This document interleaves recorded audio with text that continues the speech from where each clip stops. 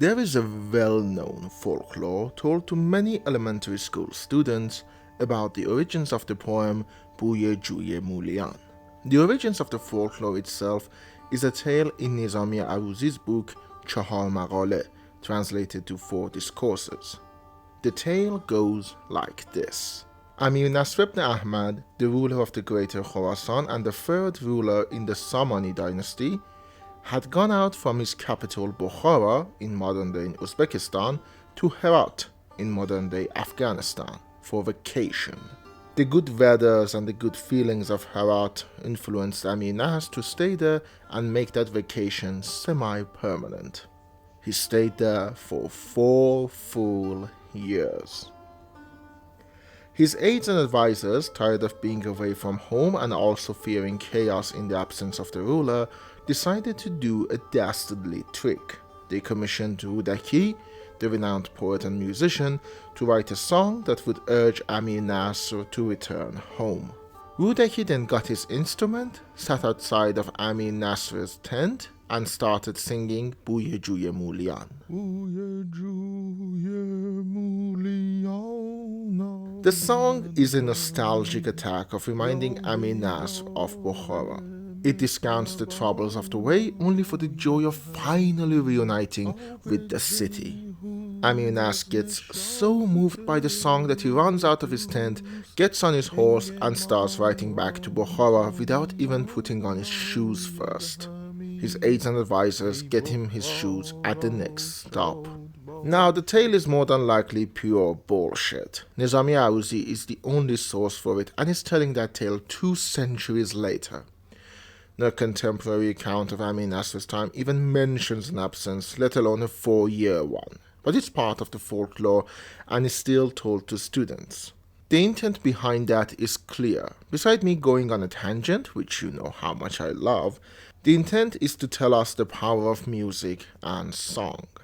A good song can make people do unspeakable and unimaginable things, whether to jump, do the twist,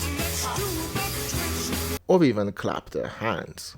If you're happy and you know it, clap your hands. So I think we need to talk about what happens when those songs start to ask for more than physical showing of limbs.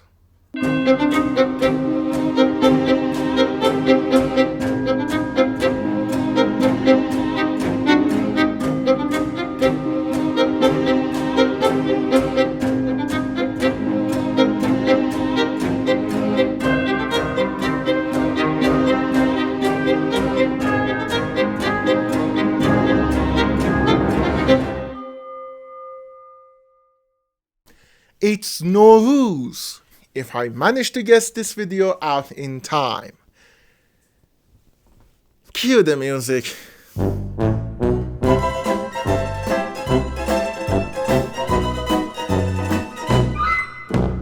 Nowruz is the Persian New Year, and when it's Nowruz, we talk about Iranian history and cinema.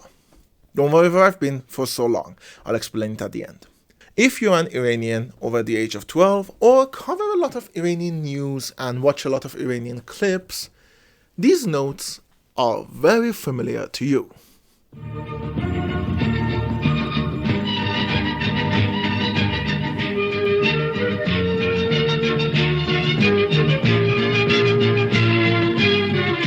This is the opening to Yare Dabestani Man, translated to my schoolmate. More accurate would be my elementary schoolmate, but that's a bit of a mouthful.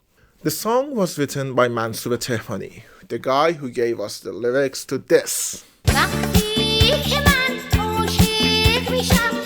I genuinely love that song. وقتی که من عاشق میشم ترانه هام عاشق ترن گلواژه های شعر من رنگ گلابو میبرن. Yare Dabestani Man is probably one of the most known political songs in post-revolution Iran. Every time anything even remotely political happens in Iran, this song accompanies it. And it really doesn't have an allegiance either.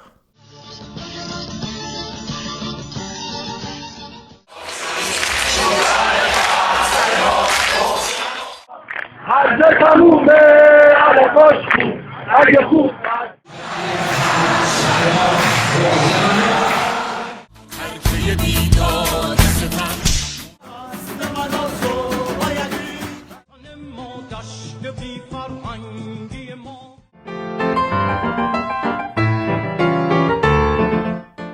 Now, every kid in Iran probably knows the song and every adult can recite it word for word.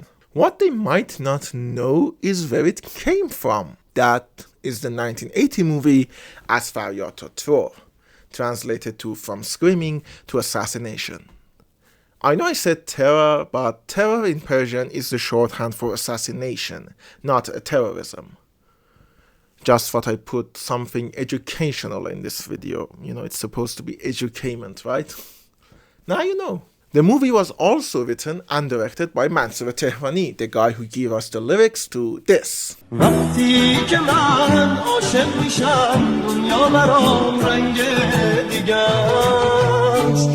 I genuinely love that song.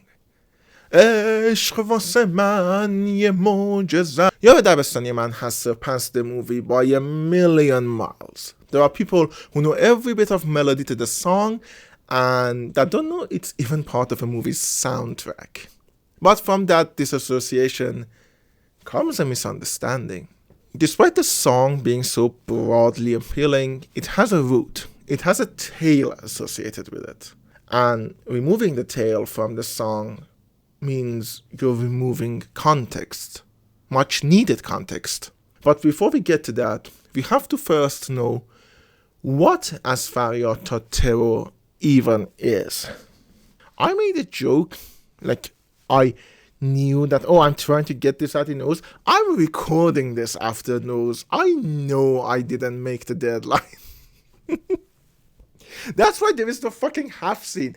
The last time I did this, there was a half scene, and I wanted to have that. That's supposed to be like a symbolic thing. We don't have it anymore because the 8 came and went. You know, Nowruz came and went, and I didn't manage to make the video in time. Mostly depression, but goddamn, that makes the joke somehow magnificently funnier to me.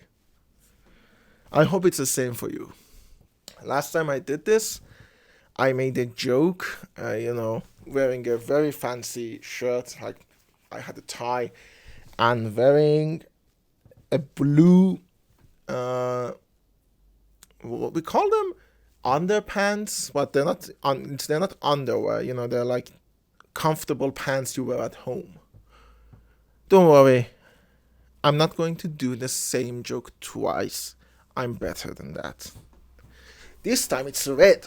یار دبستانی من با من و همراه منی چوب الف بر سر ما بغض من و آه منی.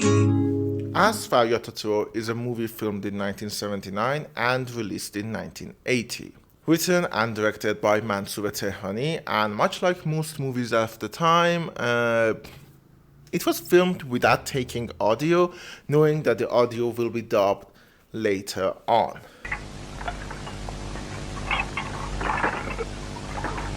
از حسین چه خبر؟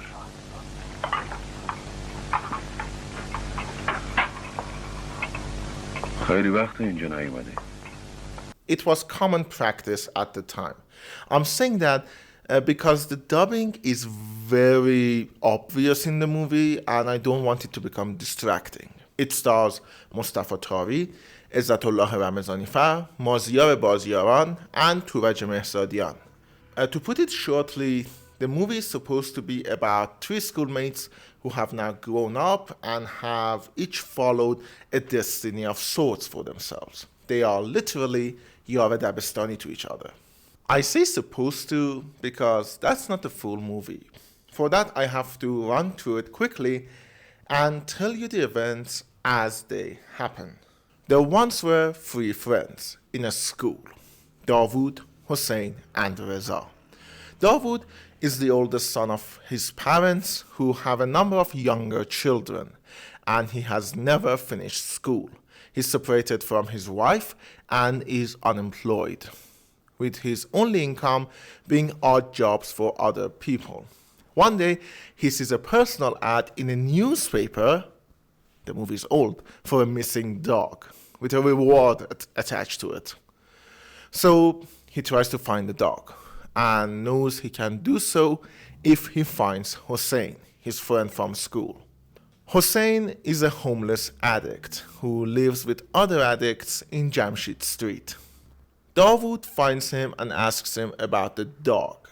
Hossein tells him that there's a person called Rajab who finds and sells dog, and maybe Dawood can ask him. And Dawood and Hossein meet with Rajab and find the dog. And okay, side note, I promise it's not a tangent. The movie doesn't really tell if it's the same dog that Rajab has found or even stolen, or it's a similar dog that Dawood wants to pawn off to the owners. سلام آقا. آقا ببخشی شما تو روزنامه آگهی کرده بودین که سگتون گم شده؟ پیداش کردی؟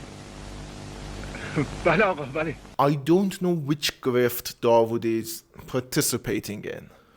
The movie actually has that problem throughout. The information seems missing, as if chunks of the movie have been thrown out. I will get to it more at the end of this section, but that is more than likely the case. Anyways, Dawood gets the dog and brings it to the person who lost it, which turns out to be a military general. The military general, for reasons beyond our mortal understanding, decides to give Dawood a job as his chauffeur, because back in 1979, that's how job applications work. You find someone's dog and they give you a job. At this point, we realize that the general is handling a political prisoner who is supposed to have a public hearing with journalists present. The general seems to be in favor of letting the prisoner speak his own mind, but his higher-ups order him to give a prisoner, a pre-written statement to read. Imagine if an autocracy do that.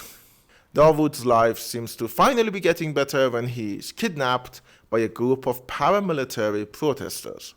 The head of this group is Reza, Dawood's old schoolmate, alongside Hossein. Remember at the beginning I said there were three?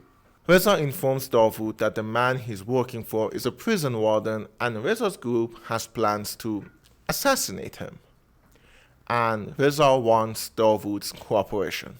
Dawood at first is apprehensive and tries to justify working for the general and saying that Reza is too out of touch. من باید دوداسی به اینی که دارم بچسبم. من که وکیل واسه مردم نیستم. مگه اون وقتی که گشنگی شکمونه به کف اتاق میچسبوندیم کسی اومد به دادمون برسه. Reza rebuttals by reminding Dawood of their time together and saying he is working to help people like him. دشمن ملعون همیشه از خودمون واسه زخم زدن به خودمون استفاده میکنه. Dawood, accepting Reza as his old schoolmate, agrees to help him. Dawood tells Reza about Hossein and how he left Hossein with Rajab. Okay, this is unrelated and teleprompter is going, so I have to bring it back after this. But the guy who plays Rajab is Mahmoud Basiri, and he's a staple of Iranian TV. You might notice he has a physical appearance quite like a very recent Iranian president, and because of that, actually, he was banned from working on TV during his presidency. But yeah, he was in a lot of movies and TV shows. He worked a lot with Ali Khatami, by the way. Yeah, it's just funny. This is basically his first appearance in Iranian cinema. It's just fun. Reza goes first thing in the morning to find Hossein, unaware of the spies watching his house. He goes to Jamshid Street, only to find Hossein dead in the middle of the street, probably due to overdose. Now, with Hossein dead, Dawood and Reza get ready for the climax of the movie. Remember the prisoner guy? He goes to the public hearing and instead of reading the pre-prepared statement, speaks from his heart. He is punished because of that and is sentenced to death. Dawood and Reza do not appear in these scenes. That's the climax of the movie, and out of our three principal characters, one is dead and two do not appear. What the fuck? Dawood drives the general to the ambush that Reza's groom has put on. But what they don't know is that their plan is revealed and there is an ambush for Reza too. It's an ambushception. This is a public service announcement. The movie Inception came out in 2010. It has been parodied by shows like South Park and Rick and Morty. Please stop using the name of this widely overrated movie as a punchline for things being inside similar things. Thank you. Reza tries to kill the general, but can't do it and gets injured. Dawood, seeing Reza injured, runs out to help him, but gets killed in the crossfire.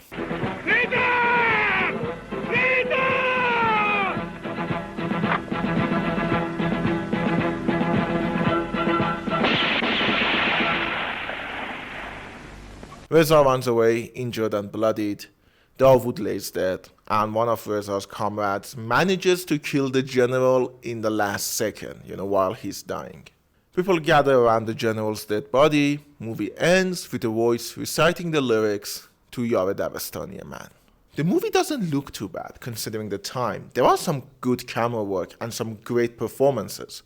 Mustafa Tari as Dawood does have a little bit of charm in him, and his laugh is infectious. The biggest problem with the movie is telegraphing information. I'm sure some of it is just lost to time and would make perfect sense if I was alive in 1980.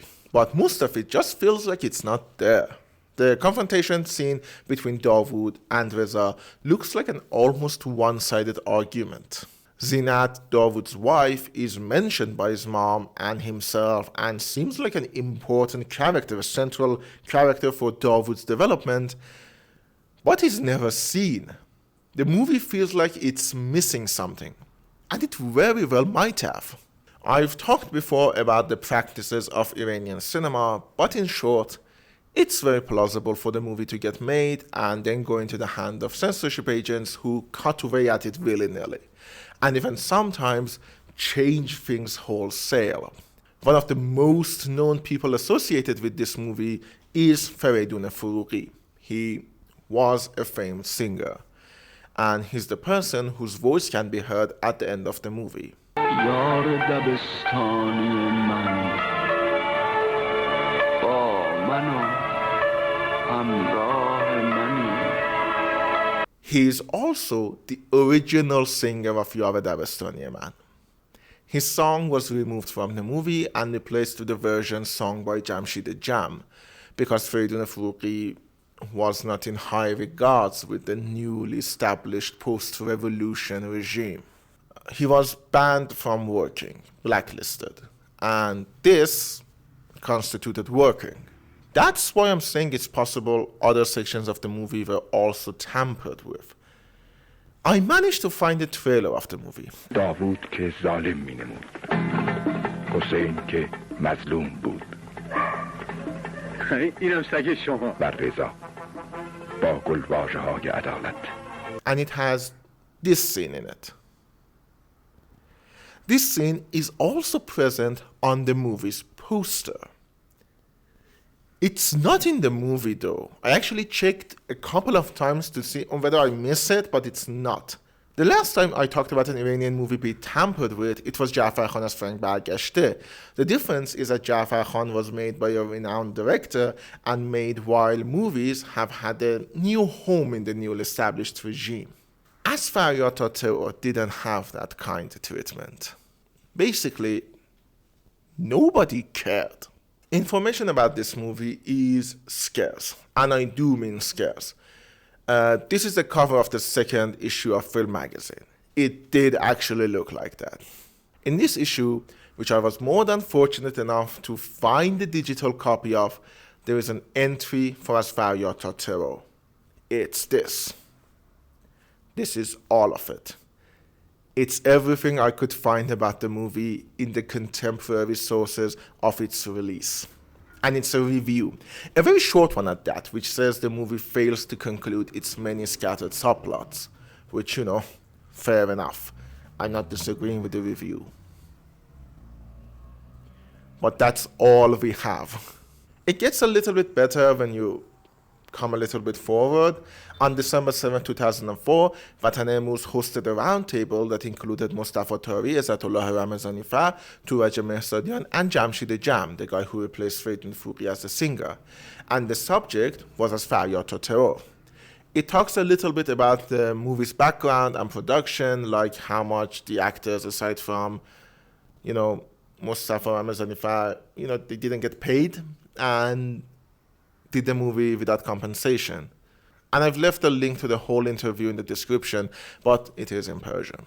Though most of the roundtable is just nostalgia speak over the circumstances of making the movie without any actual findings. It can be interesting for people who like trivia, but nothing useful if you want to know what has happened. They do mention that Mansour Tehrani has left Iran for Sweden 2 years after as Faryad Ta Terror, and the movie didn't get a showing permit for more than 3 weeks because nobody had a beard. Side note, tangential, it's not even in the script. I'm freestyling it. The beard thing is actually a very important thing because beards are a sign of religiosity. Religious people have beard. I'm not a religious person, I just look good without beard, and without the beard, my cheeks are very pronounced. I look much fatter without the beard than I do with the beard, and I have body image issues, that's why I keep the beard. But if you want to work in Iran, work in the entertainment industry, you usually have to have a beard if you want a lot of roles to be given to you. Now, directors with clouds circumvent that, but usually newly works, especially at the beginning, didn't have the clout to circumvent that. So because usually lack of beard is a sign of the old regime, Pahlavi regime, because people who worked in offices and stuff like that like to be clean shaven, and they were seen as instruments of oppression. So the beard became kind of a revolutionary symbol, and this movie didn't get a showing permit after 3 weeks because everyone has a mustache and nobody has a beard, and thus you can't know who the good people are.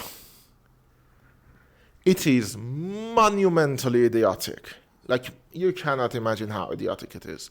Even for us. I don't want to think this is just their way. It's not our way. It is idiotic. In any case, we don't know what happened to the movie.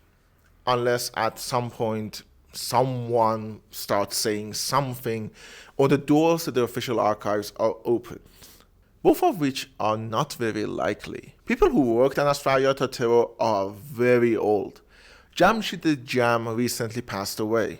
The official archives are also very safeguarded, and this movie isn't big enough to warrant someone going in and trying to dig up information.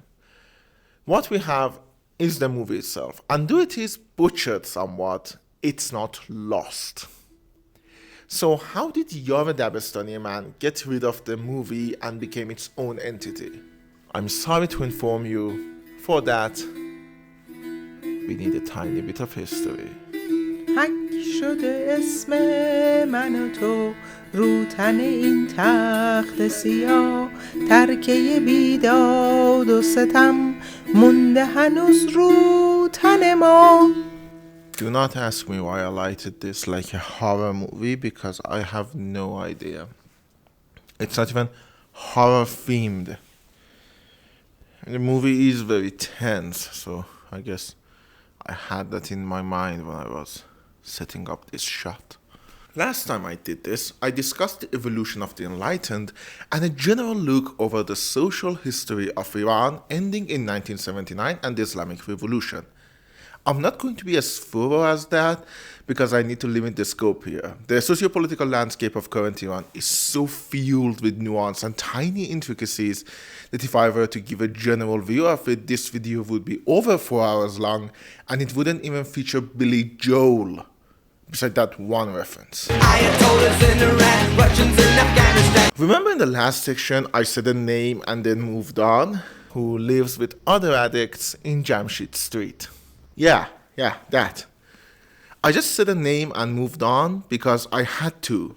Jamshid Street is part of Shahr No, a pseudo-official location for pseudo-legalized prostitution and drug use. Our own little Amsterdam, if people regularly attacked Amsterdam. In 1979, revolutionaries and people emboldened by their far-right religious views attacked and killed the woman working there for indecency.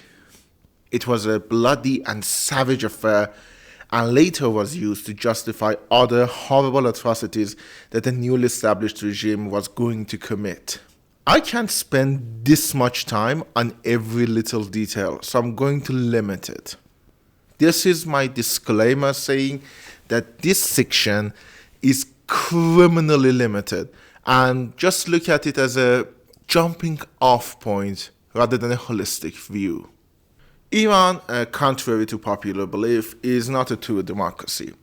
We vote for representatives in the parliament, we vote every 4 years for a president, and we do have assemblies and legislature, but all of the laws in Iran and all of the decisions are under one single umbrella, which is the supreme leader. He is the leader of the revolution and has direct support of Sepah, which is a military complex even stronger than the army and includes its own intelligence and financial officers. And most importantly, the supreme leader is not elected. In 1979, after Ruhollah Khomeini became the supreme leader. At that time, revolutionaries who were either paramilitary groups or uneducated clerics or educated moderates needed to come up with their own governance system. There's a whole thing about a vote and 98% of voters voting for Islamic Republic, which is misleading because a lot of people did not vote and the choices were yes and no, and it's the Brexit vote, but done in Iran and done by an even stupider group of politicians. So the need was there for different political ideologies to take form and actually start governing. Then Saddam Hussein attacked, and all of that was scrapped for a pro-war far-right movement to take everything hostage.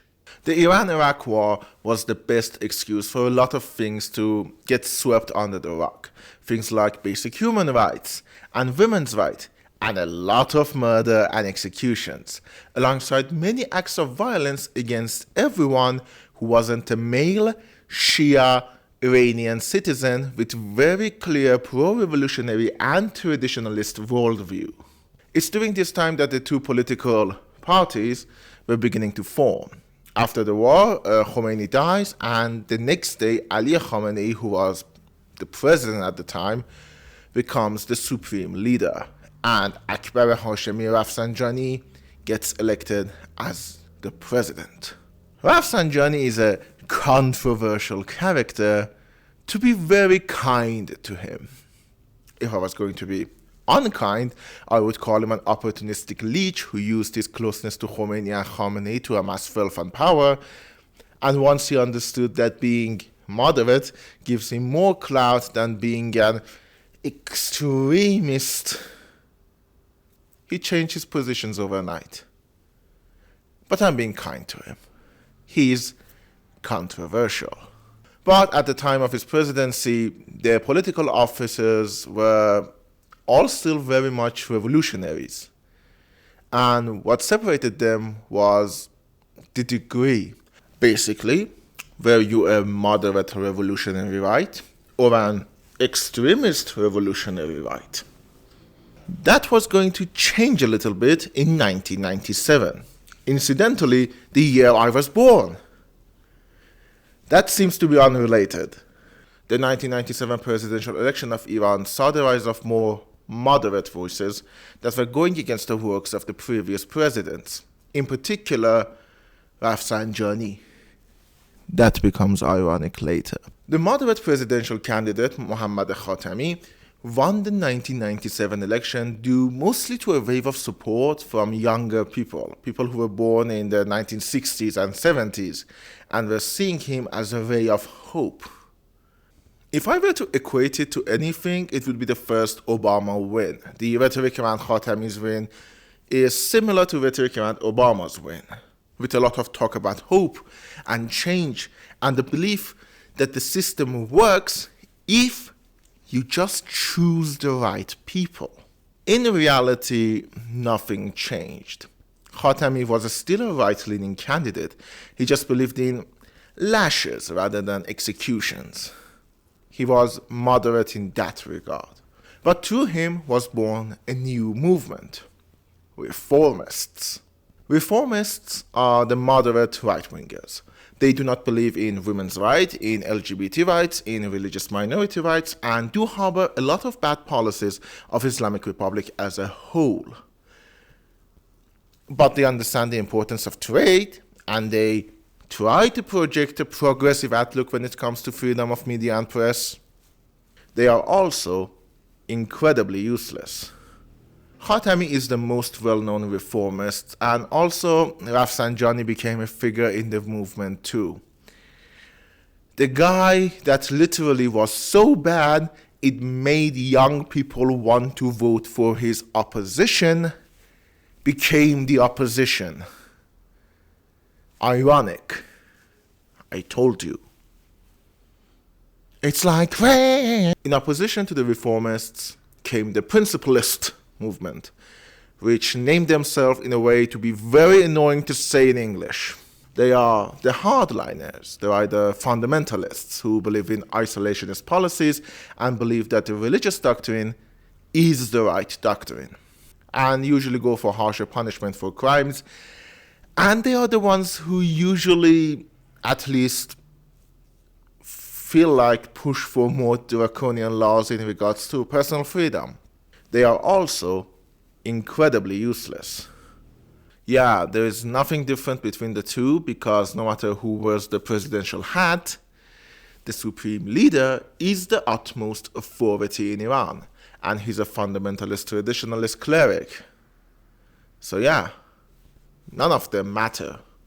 But where am I going with this? There is a point, believe me. In 1997, Khatami used Yare Dabestani Man as a rallying cry. When he was campaigning, that song became his slogan. The song pointed out that things are wrong and, well, to put it bluntly, so it works as a rallying song, and it does encourage people to do something. That is the beginning of the song's popularity, at least on the political scene. So Yare Dabestani Man became the anthem for the reformist movement, right? Haha, no. This is what you get for trying to guess where am I going with all of this. Don't guess. Trust me.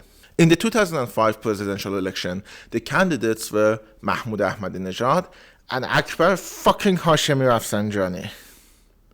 Both sides, relying heavily on the fact that the other side is actually worse, started using Yare Dabestani Man. Ahmadinejad had a little bit of an upper hand there because Rafsanjani was president before. And as much as harebrained reformist bootlickers wanted to believe otherwise, he wasn't very popular. A lot of people voted in opposition to him. So Ahmadinejad won, and Yare Dabestani Man was used as his rallying cry. It's at this point that the song is being used in schools and on TV and by any small or big protesting groups non-stop. The melody is fine, the lyrics are simple, and the messaging is clear, so it's easy to learn and shout. It doesn't even need that big of an instrumental following. The song became less of an anthem for any particular ideology and more of a reminder that it's time to vote and change things. Then it was 2009. The presidential election is between incumbent Ahmadinejad and Mir Hossein Mousavi, the prime minister during Khamenei's presidency. Yeah, we used to have both. He's actually the last one, because when Khamenei became supreme leader, they dissolved the office of the prime minister. If the office of presidency is symbolic and doesn't hold power in contrast to, well, the office of the supreme leader, why have a second symbolic office? Just lacks synergy. Mir Hossein Mousavi is a pretty known figure for the reformists, and he had the support of Muhammad Khatami and Akbar Hashemi Rafsanjani. Holy fuck, dude, can't you just fuck off and die already? Oh, you did? Well, thank you, that's very considerate of you. This is the election I remember, and let me tell you, it was a tugging war between which side could use Yare Dabestani Man. Reformists had the upper hand, being the first ones to use it during Khatami's election, but at the same time, principalists could use it to harken back to the days of Iran-Iraq war, and Ahmadinejad being a newer option. Ahmadinejad won, but that was the first time the legitimacy of the election came under major scrutiny. That led to the Green Movement, a movement in support of Mousavi and against principalists using the system to gain power. It's the catalyst for a lot of things that would come, and one of the first major protest campaigns against the current system. It was met with the usual IR response of brutality, threatening, censorship, and murder. I don't know why I show 5 fingers, there were 4. But because of that, it helped wash some people's public personas, like the aforementioned Rafsanjani, because they were in the opposition, you see. It's a joke. It's all a fucking joke. Anyways, one of the cornerstones of the Green Movement was Yare Dabestani Man. I was 12 years old in 2009. I remember the song being sung in the streets and in our school and everywhere. Then the Supreme Leader decreed the election to be proper, and Ahmadinejad went on to do his second term. The song then was used again in media and during the remembrance of the revolution ceremonies, but in favor of the government and in favor of the current president. Then came the election of 2013, which saw the rise of Hassan Rouhani, a reformist candidate with the support of Muhammad Khatami and pretty soon to be dead, Akbar Hashemi Rafsanjani. He won. Funnily enough, I went to vote for him and couldn't because I was under 18. Don't judge me. He had Yare Dabestani Man as, a campaign song. That song is very convincing. All in all, Rouhani was a pretty useless president, in that during his presidency, he was in charge of nothing. There's a famous story about that. Maybe one day I'll tell you. On his next election in 2017, Rouhani met his arch-rival, Ebrahim Raisi, a crazy far-right, uneducated fundamentalist. Fun fact again, I went and did actually vote for Rouhani that time, solely because I didn't want Raisi to win. It was ultimately a useless gesture, but I was 20 years old and very dumb. I still am very dumb. I am not 20 years old. Rouhani again used Yare Dabestani Man, and this is where we first meet a little bit of resistance from the opposition to him. Despite the official government and Islamic Republic media using Yare Dabestani Man, Raisi's campaign didn't use it. He would do that later, though. Foreshadowing. Get it? Foreshadow.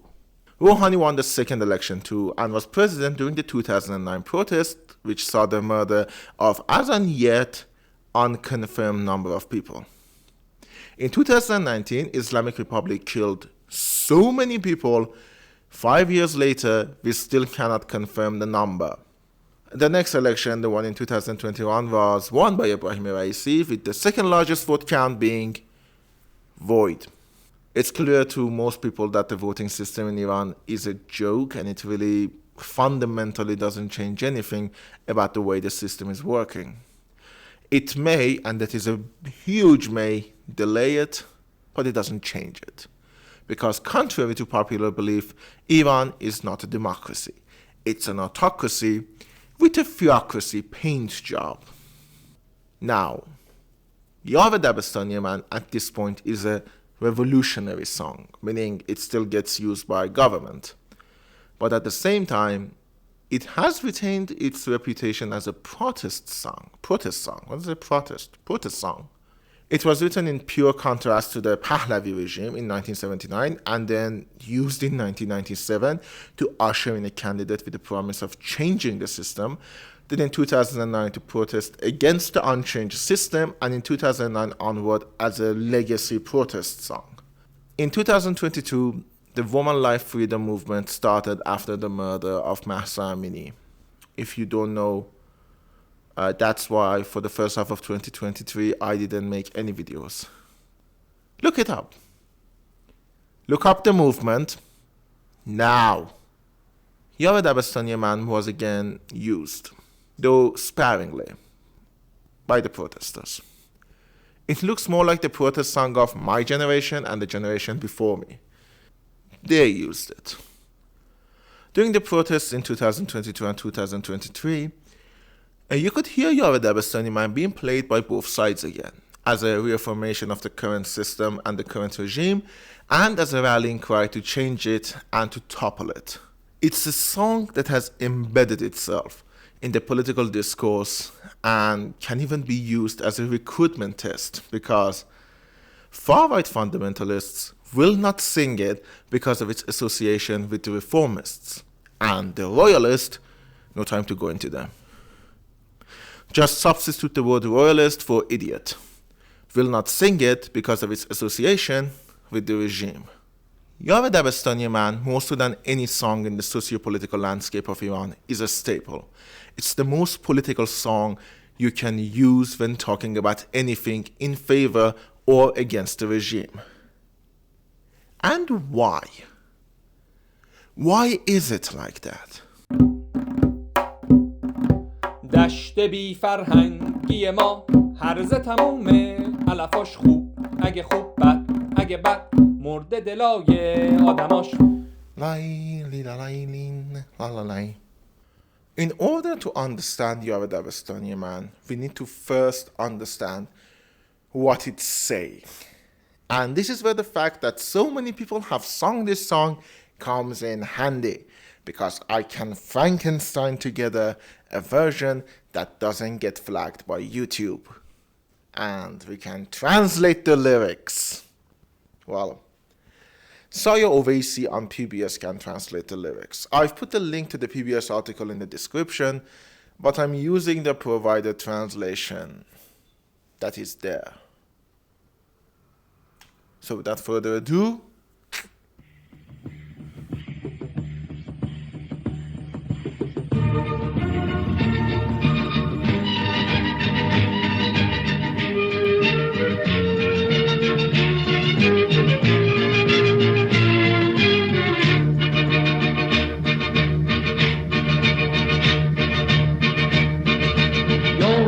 دبستانی من با من و همراه منی به الف بر سر ما بغض من و آه منی حک شده اسم من و تو روتن این تخت سیاه سرکه بیداد و ستم مونده هنوز رو تن ما دشت بی فرهنگی ما هرزه تمومه علفاش اگه خوب بد اگه بد مرده دلای دست من و تو باید این پرده ها رو پاره کنه. کی میتونه جز من و تو درد ما رو چاره کنه؟ یار دبستانی من با من و همراه منی چوب الف بر سر ما بغض من و آه منی حک شده اسم من و تو روتن این تخت سیاه پرچه بیداد و ستم مونده هنوز رو تن ما.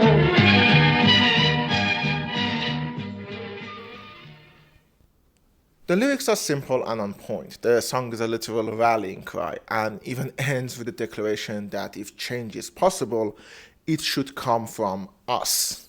It has a lot of imagery that you associate with school, and I think the reason behind this decision is that school is where you learn you can change.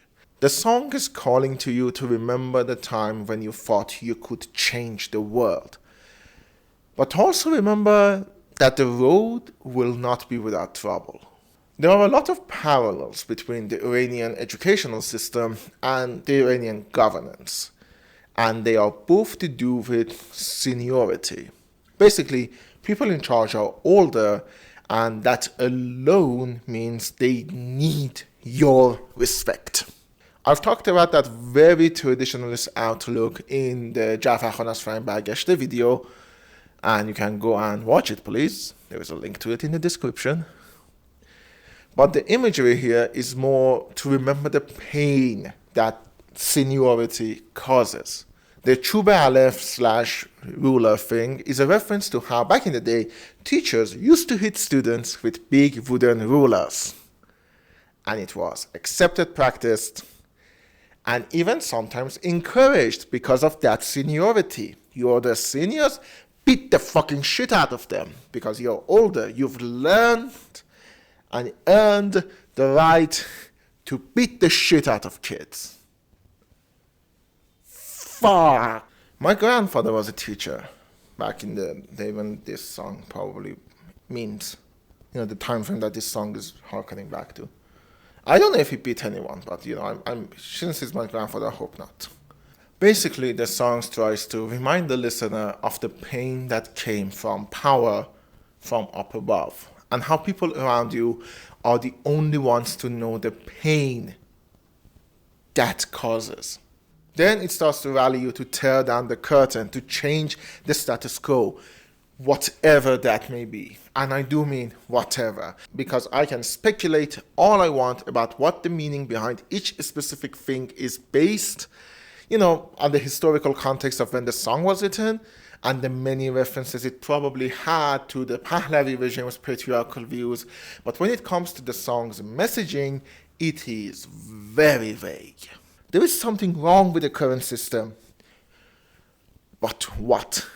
The funny thing about the Islamic Republic using this song is that they believe that, they believe themselves to still be revolutionaries. And they are not. They have been in power for the last 45 years. And they are the establishment now. Yare Dabestani Man is a rallying cry, not for any specific cause, but for general discomfort and discontent. Discontent. That's why it can easily jump from political party to political party. It's a song of the political minority, always saying that things need to change without being specific. Revolutionary songs and protest songs in Iran are abundant. There are ones who speak for one specific person and support their worldview. این بانگ آزادیست که از خاوران خیزد فریاد انسان هاست که از نای جان خیزد. There are ones who follow a specific religious or cultural identity and talk about the threats against Iran. ایران ایران ایران رگبار مسلسل ها ایران ایران ایران رگبار مسلسل ها. And then there are ones who are supporting a very clear, very cut and shaped political ideology.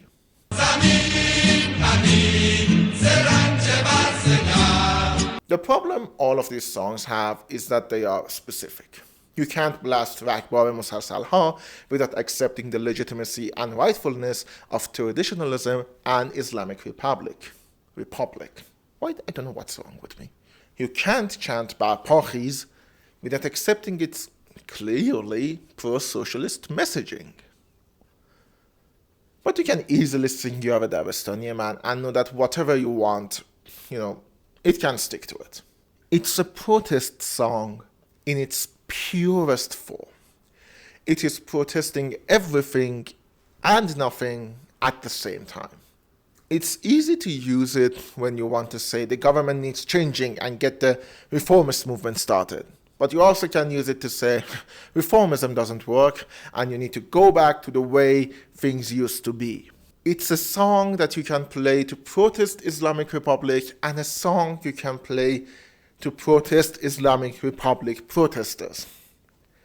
Protest is in the fabric of the song, and it all came from a movie that for all that it lacked, it had a clear story it wanted to tell.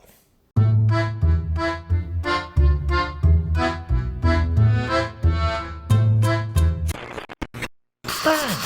Bang!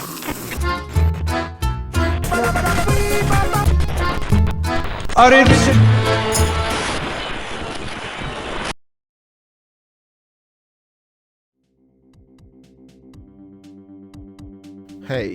you might be wondering who is this bill-making stuff cosplayer?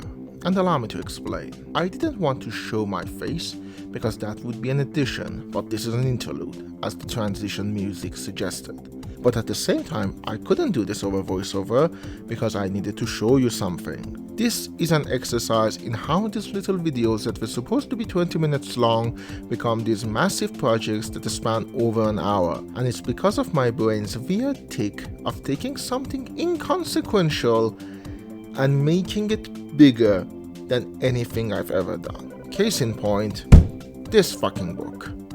I couldn't even bring it up anywhere in the video, so I have to do a whole section on it. Nobody probably would have brought it up, but in my head, if I didn't talk about this book, it would be what everyone would talk about, even though for reasons that will be apparent, they shouldn't. This book is titled Yare Dabestani Man and is a collection of an interview with Mansoor Tehrani, snippets from his diary and memories, the lyrics to almost all of his songs, and a collection of written words about him by other people.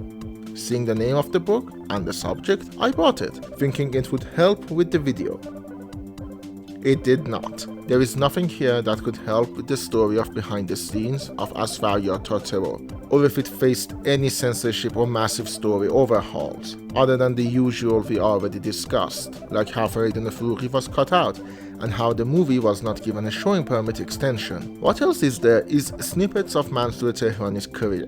It's incredible memories of one very peculiar individual in the Iranian cinema. With the way that the Iranian cinema treats its own history and lack of good archives, and the importance of personal stories when trying to understand Iranian cinema, I am all in for publication of books like this, and even more books like this.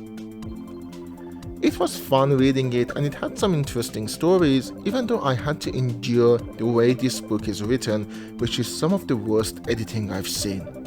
Look at this shit, what is this? But the book doesn't give me anything to work with or any additional information about the specific subject I'm talking about, so I didn't mention it. But it got in my head that people will think there is an answer in this book for some of the questions about the movie, and there is not. Aside from context clues and prior knowledge of inner workings of Iranian cinema, there is no way of fully understanding what happened to Faryad Ta Terror to turn out the way it did. I wish that wasn't true, but it is. Also, I would be remiss to not mention Mansoor Tehrani's YouTube page. There is a link to it in the description and it's a glorious thing. I'm not even saying that with too much irony. It's a fun exploration of how older generations are trying to understand the new media. I do suggest checking it out if you're interested. It's fun.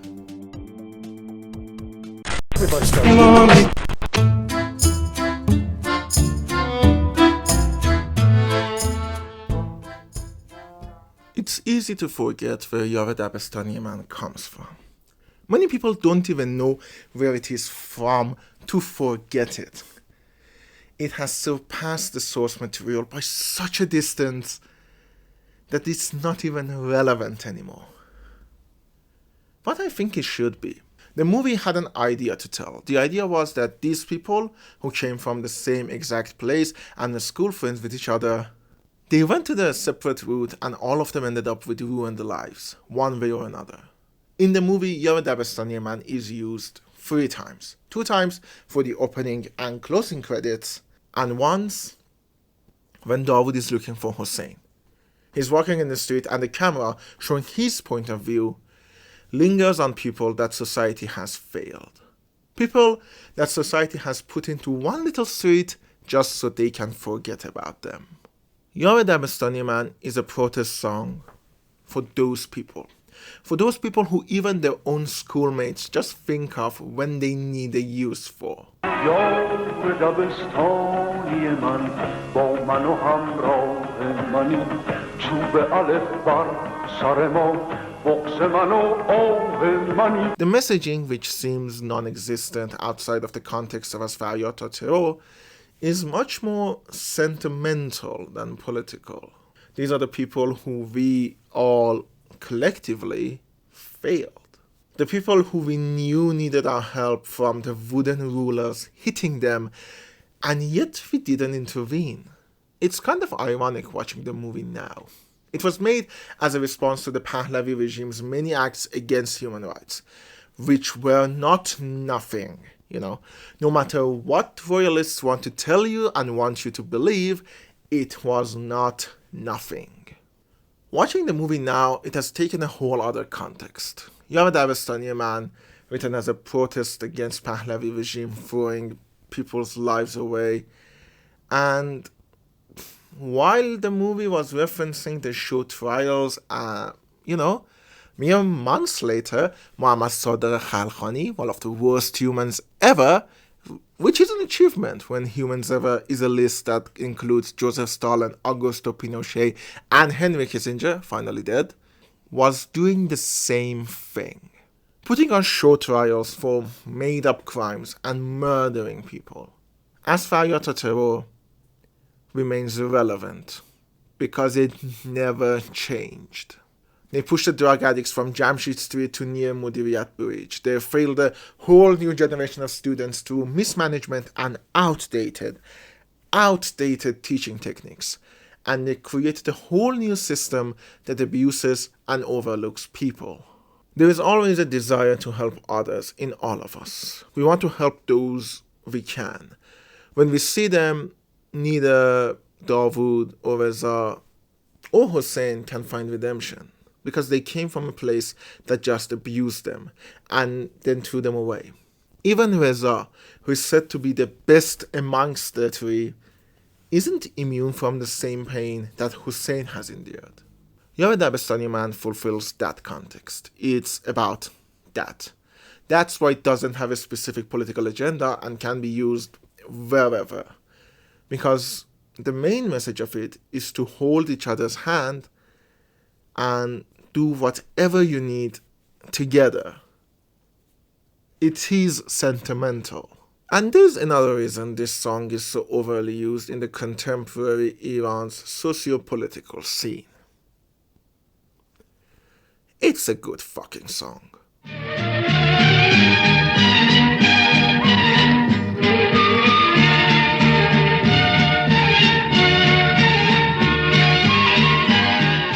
Let's not overlook that. Yare Dabestani Man is a certified glorious song. It's upbeat and energetic, yet tragic enough to actually move you to stand up and do something about it.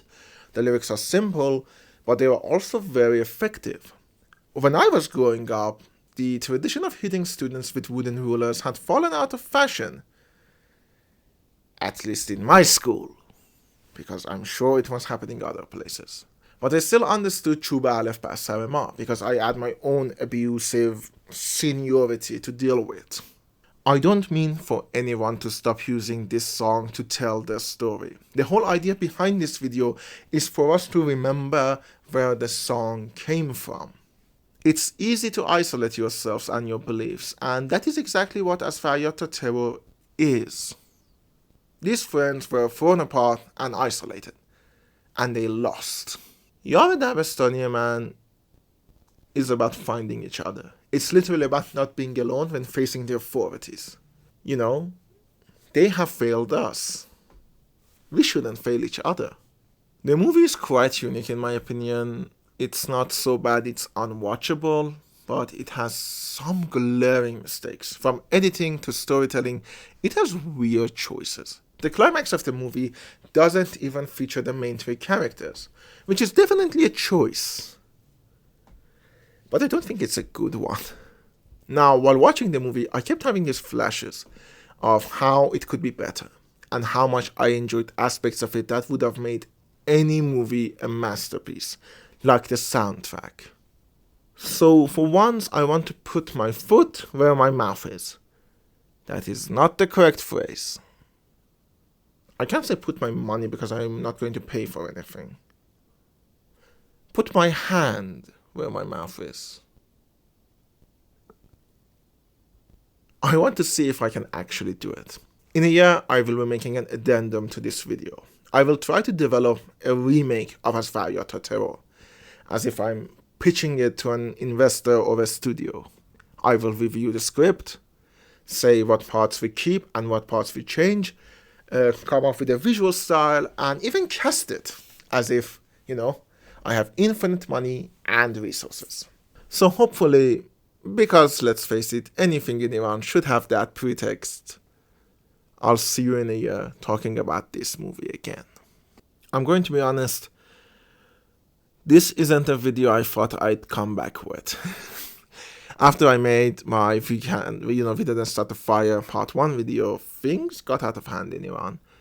I have put ample short videos about it, and I do suggest looking up the Woman Life Freedom movement. I know I said it as a bit, but it is important. Life in Iran is not smooth nor orderly.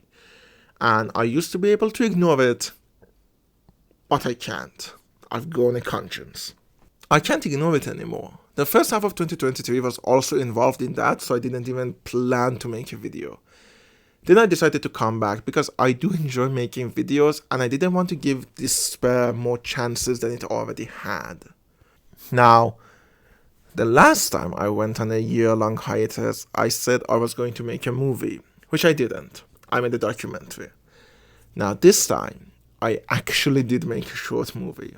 It's not nearly finished yet, but I was magnificently busy with it at the start of 2024. Also, I was involved with 2 other short movies which ate up the last half of 2023. Basically, I was busy and I couldn't reach deadlines for making videos and I didn't make them and I didn't publish anything. I have to tell you, We Didn't Start the Fire Part 2 will be coming. I recorded a whole lot of it and it's just like in the editing phase. Hopefully it will come out soon and I'll try to make more videos in 2024. I do have ideas for next videos, but I also want to hear from you. I want to know what you like. What you like me to cover. On that note, if you did enjoy this video, please remember to like and comment and subscribe and do the YouTubey things. These videos do take a lot of time and effort, and I would appreciate all the support I can get. And thanks to all of you who stuck with me so far. I hope I can continue in my desire to divert you. Playgirl. Can you guess what that is a reference to? If you know, you know. You can also follow me on Instagram under akamsa88, where you will, see that I'm not dead. And also can see some behind the scenes footage of this show and the movies that I was involved in, as well as some other projects. Things in Iran are hard, and with each passing year I become busier with more tasks and responsibilities. And editing is not fun, so I'll postpone editing as much as I can. But sitting here talking, it's great to see all of you again. I'm not dead. I will continue to not be dead for a while. And remember that دست من و تو باید این پرده ها رو پاره کنه کی میتونه جز من و تو درد ما رو چاره کنه یار دبستانی من